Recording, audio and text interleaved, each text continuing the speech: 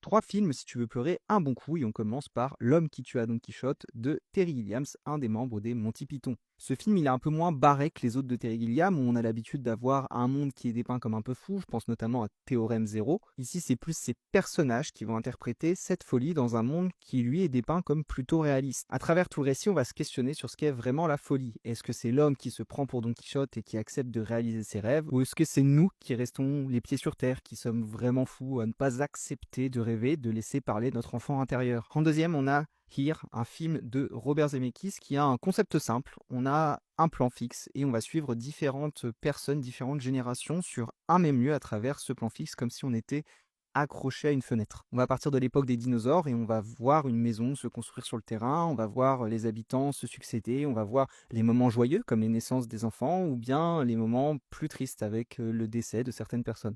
C'est un film très touchant sur la mémoire, sur l'histoire des lieux qu'on côtoie tous les jours sans même y porter attention et sur la fugacité de l'existence humaine, sur notre place dans le monde. On va passer par tout un tas d'émotions et on va vivre des dizaines de vies à travers cette petite fenêtre par laquelle on regarde. Et le dernier, mais pas des moindres, Le Tombeau des Lucioles, un film de Isao Takahata. On va suivre un frère et une sœur qui vont tenter de survivre pendant les bombardements de la Seconde Guerre mondiale au Japon. On va les suivre pendant la maladie traversée, en tout cas la maladie, traverser la famine, traverser la solitude et le rejet des autres du monde extérieur. Avec ce récit sur l'indifférence du monde, Takahata nous montre à merveille et avec simplicité la cruauté de la guerre et l'innocence des enfants qui est totalement brisée. Préparez vraiment les mouchoirs pour celui-ci, c'est peut-être celui qui va vous faire le plus pleurer de cette liste. Moi, c'est Louis Jo et je t'invite à t'abonner car on parle de cinéma et de comédie musicale tous les jours.